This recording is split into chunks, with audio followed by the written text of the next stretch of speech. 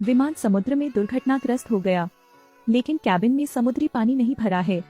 यात्रियों को कोई चोट नहीं आई, लेकिन विमान समुद्र में है। जल्द ही ऑक्सीजन की मात्रा खत्म हो जाएगी। विमान के संचार उपकरण का सिग्नल भी टूट गया। वे मदद के लिए फोन नहीं कर सके। आप केवल धीरे धीरे ही मर सकते हैं। यात्रियों का बुरा हाल है। कुछ रो रहे थे, कुछ कोमा में थे, इसलिए मरने का इंतजार करने से बेहतर है आराम करें। इस बिंदु पर कप्तान एक निर्णय लेता है। वह समुद्र की सतह पर एक संकेत भेजना चाहता है जिससे मदद के लिए पुकार भेजी जा सके। केवल लोग ही जीवित रह सकते हैं, लेकिन पानी का दबाव बहुत ज्यादा है। अप्रत्याशित खतरा, इसलिए सह पायलट बहादुरी से मोर्चा संभालने के लिए खड़ा हो गया। उन्होंने सावधानी पूर्वक सुरक्षात्मक गियर पहन लिया, फिर समुद्री जल को प्रवेश करने से रोकने के लिए कैबिन को जोड़ने वाले स्टील गेट को बंद कर दिया। लेकिन यह उतना आसान नहीं है जितना लगता है।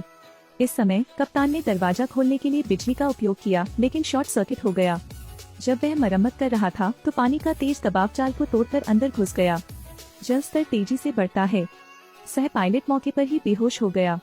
सौभाग्य से कप्तान घायल नहीं हुए, लेकिन ऑक्सीजन टैंक टूट गया जिससे ऑक्सीजन खत्म हो गई। कैप्टन को ऑक्सीजन टैंक हटाना पड़ा और अपनी सांसें रोकनी पड़ी। उसने बैग को पानी में खोला जिससे एयर वैल्व रिसीवर धीरे धीरे सतह पर तैरने लगा। फिर उसने धारा के विपरीत दिशा में जाने का प्रयास किया और अंततः कप्तान के साहस और दृढ़ता के साथ वह समुद्र की सतह पर भी चला गया। हालांकि वह बहुत थका हुआ था, फिर भी उसने देर करने की हिम्मत नहीं की। वह बोया पर रेंग गया और मदद के लिए संकेत दिया।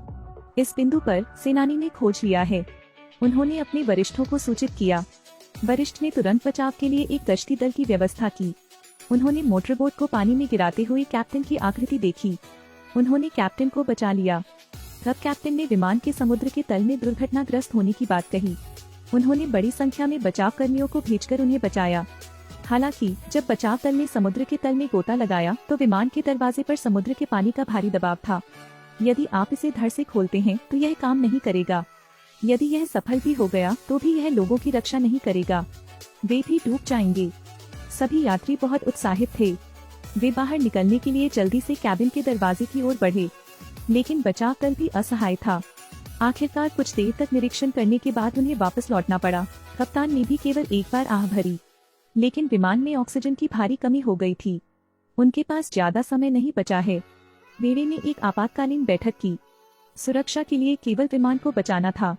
बचाव दल फिर से समुद्र में उतरा। उन्होंने विमान के चारों ओर एयर बेल्ट लगा दिए। फिर इसे नीचे से रस्सी से बांध दें। अंत में डक्ट को एयर बैग से कनेक्ट करें। इन कार्यों को पूरा करने के बाद बचाव दल समुद्र में लौट आया। दूसरे सिरे को एयर पंप से कनेक्ट करें। दर्जनों वायु वाल्व एक ही समय में खुलते हैं।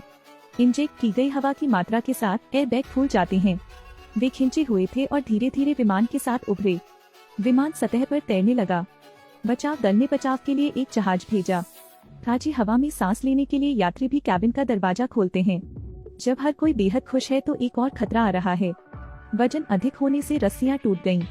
लोग अभी भी बाहर भाग रहे हैं। विमान के पिछले हिस्से की आखिरी रस्सी भी टूट गई थी। जैसे ही वह कैबिन के दरवाजे से बाहर जाने वाला था, यात्री को वापस कैबिन के अंदर फेंक दिया गया। हवाई जहाज का ढांचा डूबने लगा।